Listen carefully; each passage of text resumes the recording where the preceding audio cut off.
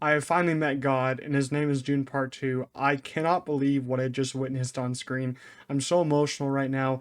Buy all the tickets that you can. Like, buy multiple tickets. This movie is a masterpiece. Let's get right to the review, though. My allegiance is to you.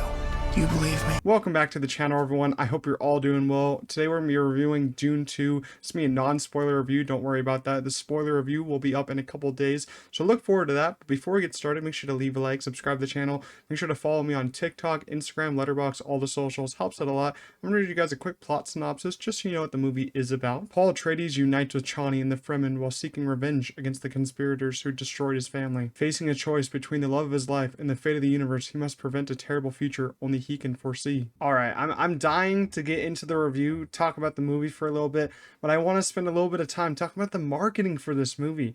Some of this marketing is just fantastic. Like, you don't really see marketing plays like this from a lot of big studios, but Warner Bros., I gotta applaud them for the marketing for Dune Part 2 because the marketing for this was on another level. It kind of reminded me of the marketing last summer for Barbie and Oppenheimer because the marketing for Barbie and Oppenheimer was massive. They had a lot going on, a lot of different trailers, a lot of different TV spots, a lot of different, people on award shows and people on, talk shows and all that.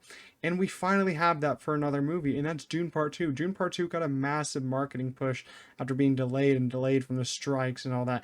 It finally has some huge marketing. Each trailer, I think, seemed more and more epic, especially once you got to that third and final trailer, the one that released in December. That trailer gave me goosebumps the whole entire time when I watched it. And that trailer was perfection, got me so excited, and it got people talking more and more about this movie. And I will say, I was mad at Warner Bros. When they delayed this movie from November to this year. But I will say it's the smart move now. Having the actors promote this actually helped out a lot. And when the strikes were going on, I don't know what could have happened. And having finally an amazing movie in 2024 means a lot to me. It makes me so emotional that we finally have a movie that we can go rewatch. And the marketing for this, it's been so great, as I said. And I've noticed that people are talking more and more about Dune Part 2 than they were for Part 1, which is awesome. It bodes well for the box office returns. I think the box office is going to be great for this one. I mean, today before I saw the movie, I went into, a store. Someone mentioned my shirt and was talking to me about Dune, the original, the new one. I haven't had that in a long time. Someone talked about me, with a movie and all that. I know it's me wearing the merch and all that. It's a cool shirt and all that, but it's just so cool to, see people talking about a movie, in this caliber. And another great piece of marketing from this movie was the popcorn bucket. The AMC popcorn bucket. It's got to be one of the best pieces of marketing I've seen in a very long time because I mean, it's a very risky piece of marketing. You if you're an adult, you know why. It's a very it's a very interesting piece of work done by AMC. Jimmy Kimmel even talked about it on his show, and there was even a whole SNL skit on it, which was actually really good. And I've been kind of trashing SNL for a long time lately because I think the writing is a little messy. But that skit was really good. That's a great piece of marketing because it just gets people talking about the movie more and more, and people the actors were getting asked about the damn thing, and it was on Kimmel. Like, I don't know the last time or any time when a damn popcorn bucket was the main marketing piece for a movie. It just feels weird. And I wasn't lucky enough. I don't live by an AMC, so I wasn't lucky enough to get my hands on one.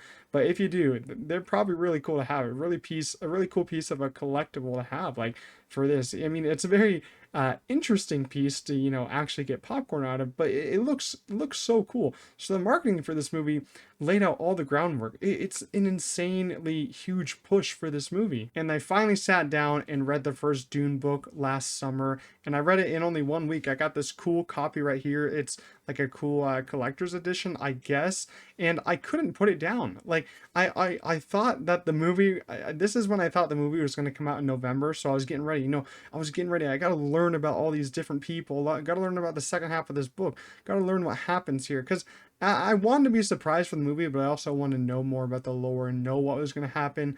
And I gotta say, I love the book. It's not one of my favorites, but I will say it's a very hard read. I need to, get a lot of chapter summaries from Google about what was happening. but I was fascinated by, the brain of Frank Herbert and how his brain works, how he's able to think of these different things. And I'm also fascinated how Denis Villeneuve was going to adapt the second half, because the second half of the book was just all out war. It was just a war epic.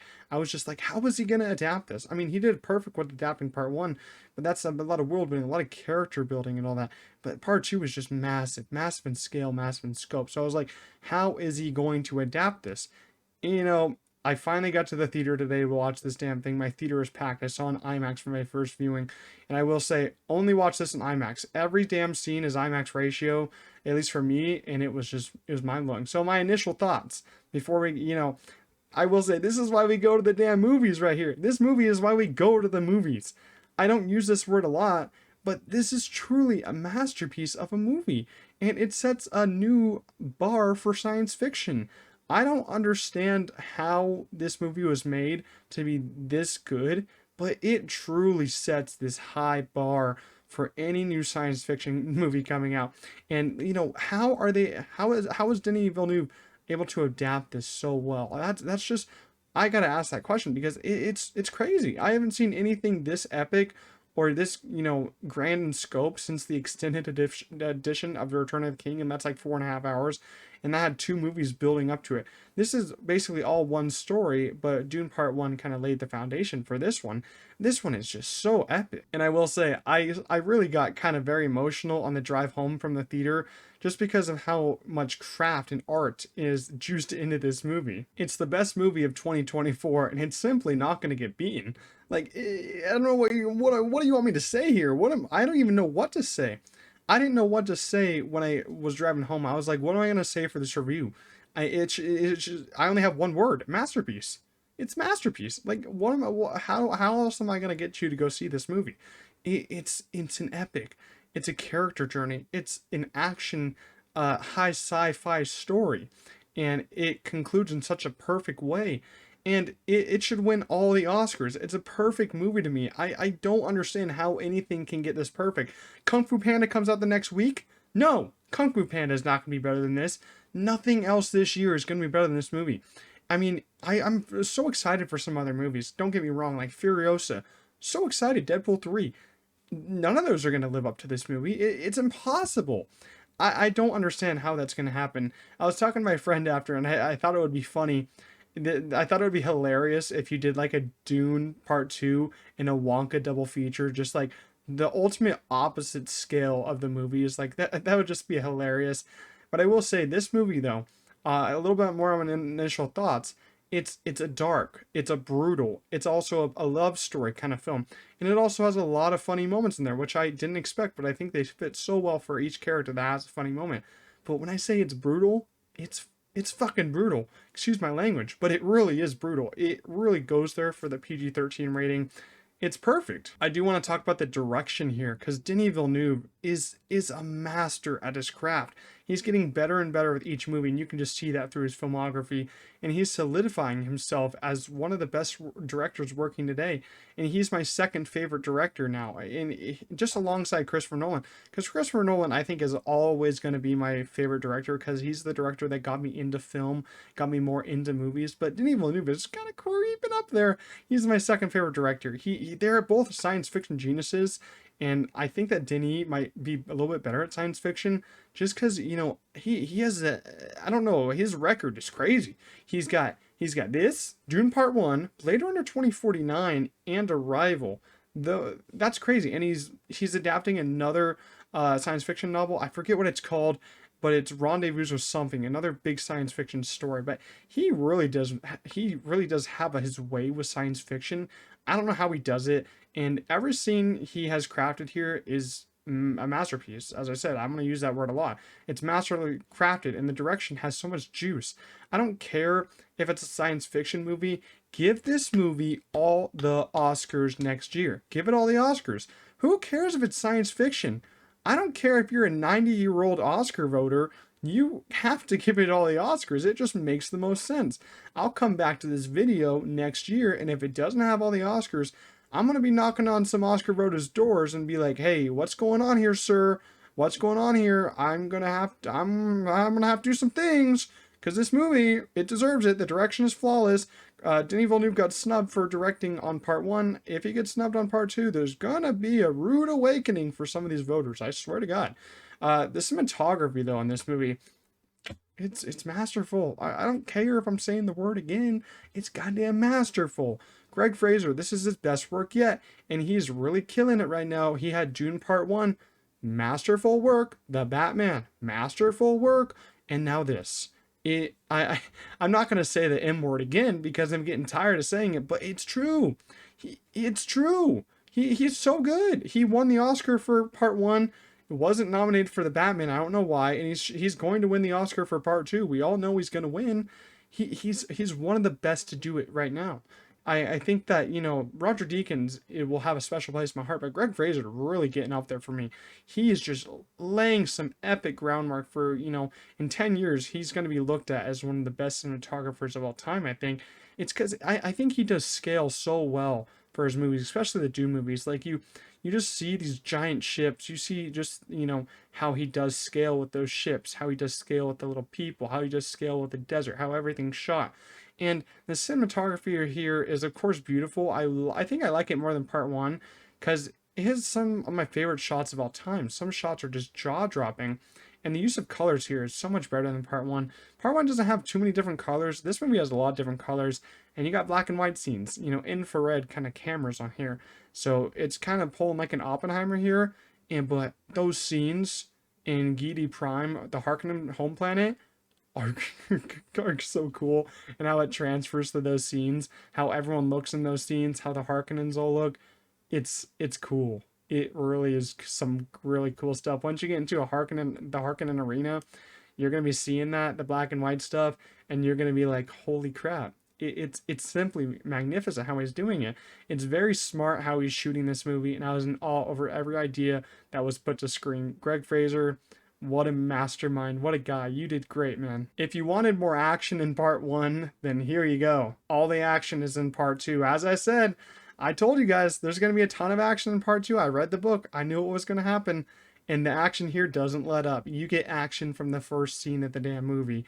There's such a cool opening scene with a high strategy kind of plan from the Fremen when they're trying to take down these Harkonnens.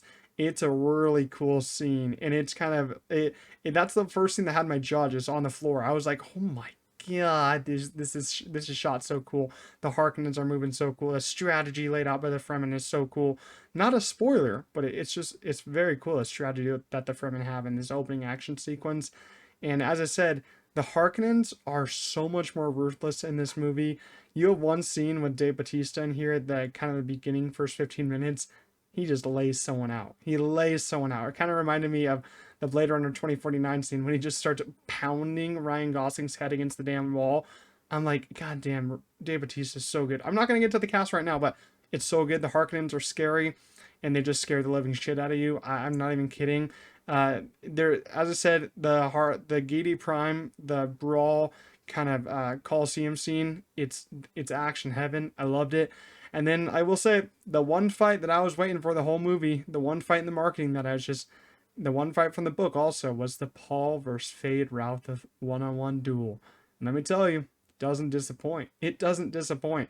The hand-to-hand fight choreography in this is a marvel to be seen on screen. Kind of just reminded me of why we love a great action sequence, but one-on-one between two people. It's brutal. As I said, the movie's damn brutal. It's a tense action sequence for who's going to come out on top. If you don't know who's going to come out on top, you're going to be holding on to your chair. I was like leaning in. I was like, oh my God, this is amazing. What was I watching? And there's no score behind this fight. All the score stops. It's just the sound of Paul and Fade going at it with their knives. May thy knife chip and shatter. That's the whole scene. No score behind it. I thought that was perfect. That's a great idea for this thing. It just made the fight have so much more emotion. It's an amazing fight, and the end of the fight, it just leaves you just so happy about what's going on. It just leaves you like, you're like, oh my, you're like, this is amazing. This is amazing. The choreography here was great. All the action with the sandworms was great. If you want more action, you got it right here in part two. The score of this movie is, of course, done again by Hans Zimmer, the legendary man, and it proves why he's my favorite composer of all time, and I think he's A lot of people think he's one of the best. I think he is the best. There's some composition here from the first movie that you're going to recognize, but there's still loads of new work being done here from Hans Zimmer. And the new stuff is just as good as the old stuff. I loved the Harkonnen kind of scores. That was great, kind of the score behind Fade Rautha's character. I think my new favorite piece of music from this was A Time of Quiet Between the Storms. That little song was great. I love that piece of work, and I'm gonna be listening to that just back to back. I'm gonna be listening to this album back to back to back. I loved every little piece of music in here, and especially I loved when Hans Zimmer knew not to have music. He knew the moments not to have music, especially between the Fade and Paul fight. That's great. Hans Zimmer, he crafted something amazing with both of these, part one and part two soundtracks.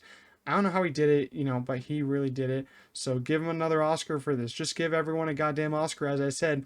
But let's finally get to the thing that I've wanted to talk about, which is the cast. The cast is hot. This is probably the hottest cast of all time, just in a movie. Like, just look at the red carpets for this movie. They had they had a lot of red carpets. Look at the damn outfits that they're wearing. Yeah, Zendaya showed up in a robot's costume for one of them. It's a hot cast, and it all works on screen. Timothy Chalamet as Paul Atreides, we all know him, we all love him. He's also Wonka, but he impressed me here. He really impressed me here. I've been saying that Timothy Chalamet is a fantastic actor, but he really did level up in this movie. In the first half, he's a really, he's kind of the same character as in part one, but in the second half, he really transforms in this new kind of adult Paul Atreides, Muad'Dib. He's when he starts yelling. There's a scene where he starts yelling, giving a speech. I'm like, oh my god, calm down there, Paul. I'm ready to join the fight. I'm ready to go to war, but you're also freaking me out just a little bit. Calm down, Timothy. I know you just want to command this army, but you gotta calm down just a little bit. Like he was kind of going crazy. And I'm like, you're crazy, but you got the juice, man. Whatever you're smoking, give me some of that, because that is just a great performance, amazing performance. There was no bad performances in this movie. Timothy Chalamet, one of my favorites. And we're gonna do a character ranking and spoiler review, so stay tuned for that in a couple days. But I'm gonna give you a spoiler. My favorite character and my favorite performance from this movie was Austin Butler as Fade Rautha. Can we all just give a round of applause to him in the comments? Because this is new. This is a transformative performance from Austin Butler. We've all been, I've seen all the talk online. Everyone's like, oh, if Austin Butler comes in and does the Elvis voice, I'm going to be boycotting this movie. He doesn't give the Elvis voice. Calm down. He really does transform and gives a whole new voice to this character. And it's terrifying. He looks terrifying. Just look at his bald cap that he has on, no eyebrows. He looks terrifying, sounds terrifying. He kills everyone he sees, basically. He has no remorse for anything. Austin Butler truly turns in one of the best villain performances that I think I've seen in a long time, probably since like Heath Ledger's Joker. I feel like this is really good, and I don't want to, it's on first watch, but I'm just gonna say he terrified me just from the openings, just from his opening scene. That's one of the best villains I think I've ever seen in a whole long time. It's that good. And Zendaya as Chani, you get to see her, you get to see Chani a lot more in this one. So if you're mad about the first one, you get to see her a lot more. And I loved how they took Chani's character. I love what Zendaya was doing, because it's kind of like it's kind of like a love story between Chani and Paul in this one for a decent amount of time. And Zendaya was kind of opening up to him a little bit, and Chani was kind of opening up to him and all that. And I just loved Zendaya. I love her performances and everything that she does, but I thought she was great here. Very commanding performance. I love the use of her eyes. I think that her what the kind of acting that she does with her eyes is so special. I think she does great. Florence Pugh as Princess Erlon, I think that she did great. She only had a small role here because Princess Erlon's not really in the book that much. Probably has a bigger role in Dune Messiah. I haven't not read that. Rebecca Ferguson as Lady Jessica, though, she terrified me in this movie.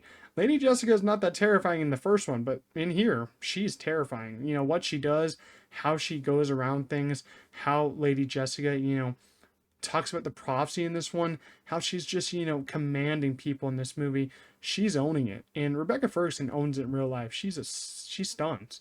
But Lady Jessica was terrifying. I think Rebecca Ferguson played her excellently. And Christopher Walken as the Emperor, what a great casting for that. Loved it. He's not in it that much, but that's really to be expected. Leah Seydoux as Margot Fenring. She's not in it that much, but she stuns also. We all love her a lot. Stellan Skarsgård as Baron. The Baron's freaky. We all gotta say the Baron is absolutely freaky. Stellan Skarsgård does great. Another standout for me is Dave Bautista as Beast Robin. Robin, I don't know how to say his name properly, but the Beast, Dave Bautista. I've been saying this. He's so underrated. He knows how to elevate a role, and this right here is he's scary in here. As I said, one of his opening scenes, he's just smashing some guy's head against a damn screen. I'm like, you gotta calm down, man. I love what Dave Bautista is doing. He's the best, wrestler turned actor in my opinion, and I just loved how he transformed for this performance. I loved his character, and I loved his journey, and I loved how mad he is. Every scene, he's yelling every damn scene. I'm like, stop scaring me, bro. You don't need to be doing that. It's crazy. Josh Brolin's back as Gurney Halleck. He's great. It's funny scenes. Javier Bardem though, Stilgar almost stole the show. Stilgar has a lot of great morals that he's going for in here. A lot of great kind of scenes with Paul and how he talks with Paul, how he explains things to Paul. But I will say he is the funniest character in this movie. He has a lot of great funny moments that I loved. And I was just like, man, you got it. You got it. I mean, we all love Javier Bardem, but he's got it right here. With this movie, he's really got it. And I was kind of like, this is funny, and you're doing it correctly, man. I love it. Stilgar, amazing character. Love his work. But I don't think we're talking about Oscars a lot in this video. I don't really know. I don't see it getting a lot of Oscar love for acting, but it would be really cool to see Austin Butler get nominated for supporting. That performance blew me away. I was like, man is scary. Man needs to get off my screen or I'm gonna get terrified and get nightmares of this guy. The whole cast though, stunning. Can't wait to go in depth on these characters in the spoiler review. I do want to talk about the pace. It's a very long movie. It comes in around 2 hours 45, 2 hours 46 minutes. I will say, I don't give a damn. I don't give a damn. It literally only felt like it's 2 hours. The first one, I will say, you can feel the length. You can feel that it's 2.5 hours. This second one, you don't feel the length. Yeah, I love the first half. The first half is, you're adapting. You're adapting with the Fremen. You're adapting with Paul, become more of a Fremen character, and you're kind of going along with them during this journey. You're adapting with Paul and Chani's love story. And then the second half, it gets brutal as hell. It really does. You kind of meet Austin Butler's fade route that you get with the Harkonnens a lot more. And then that third act goes insane. It's an action masterpiece. It's a Return the King, Two Towers type ish right there. Like the first half and second act are very different, but they work so well together. And I'm wondering how well this would work as a double feature with the first one. I feel like it could work very well, but I didn't get any double features near me. I don't know if anyone did, but I cannot wait to do a double feature at home with both of them. That would be so cool. But overall, to end it off, I need to see Dune Part 2 10 more times. I don't care if you think I'm crazy, but I'm going to support this movie, and you guys should all go support it. I mean, you don't necessarily have to watch Dune Part 1, but it is highly recommended. Dune Part 1, it is a slow burn, and I will say, you got to stick with it to get to Dune Part 2 for all the action. And I do not want to be, recency bias here, but it might be my new second favorite movie of all time. Could be my favorite after I digest it just a little bit more. I was just blown away, shocked at the level of filmmaking, so emotional at what Denis Villeneuve did with this movie and what he achieved. Science fiction is more alive than ever with this movie, and I think that this is the new standard for science fiction, the new highest bar that you can set for science fiction. I said this when I left. I can finally die peacefully now after seeing this movie. And after you see it, you'll finally figure out what happiness is. Because this movie truly gives you happiness of what film is and what it means to watch a movie and what it means to make a movie. Because this movie has terrific character moments, has terrific action, has terrific emotional moments. It's loving, it's brutal, it's tense, but it's also funny at times. I don't know how to explain this. I don't know how to sell this movie anymore. It's one of those movies where you got to take a step back after watching it and be like, wow, that's why movies are made. That's why we go to the movies. That's why movies are so expensive nowadays. But I will say, go see the damn movie, please. It's so good. It's a masterpiece. It's a spectacle. Dune Part 2, I'm gonna give it a 10 out of 10. The first 10 out of 10 of the year. And I don't it's not gonna get beaten. Give it all the Oscars, please. Just give it everything. give it everything. It just needs everything. Denis Villeneuve, give him the damn Best Director award, please. But that's going to be it for my review. If you did enjoy, make sure to leave a like. I think this is my longest movie review to date. I just had so much fun talking about it. Leave your thoughts down below in the comments. I'd love to discuss this movie if you did see it early. If you're seeing it this week, have a lot of fun. It's going to be an amazing experience for me, for you. As I said, make sure to leave a like, but I'll see you guys in the next one. Peace out.